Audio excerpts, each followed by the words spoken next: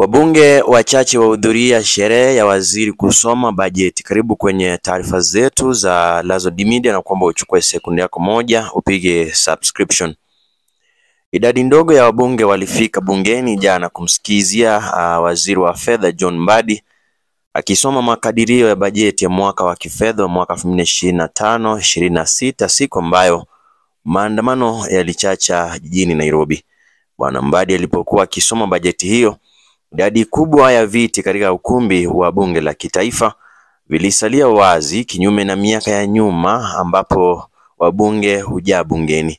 Duru ziliambia Lazard Media kuwa wabunge wengi waliogopeshwa na maandamano hayo ya Gen Z waliokuwa wakishinikiza kujiuzulu kwa naibu inspector general wa polisi Eliud Lagat. Hii ni kutokana na mauaji ya mwanablog Albert Ojwang kwa njia ya kutatanisha katika kituo cha polisi cha Central hapa jijini Nairobi. Ni kweli kwamba baadhi ya wabunge walichelea kufika katika ukumbi wa bunge kwa hofu ya kukumbana na waandamanaji.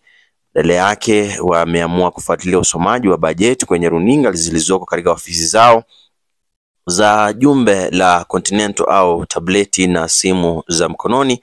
Afisa mmoja wa bunge aliweza kutuarifu. Baadhi ya waandamanaji walijaribu kuteka barabara za Parliament Road na Harambee Avenue zinazotumiwa na wabunge kufika majengo ya bunge. Hata hivyo, polisi wa kupambana na fujo walikabiliana na waandamanaji hao kwa vitoa machozi na risasi kuwatawanya ili kutoa nafasi kwa waziri Mbadi na wabunge kufika katika majengo ya bunge. Ndizo taarifa za hivi sasa.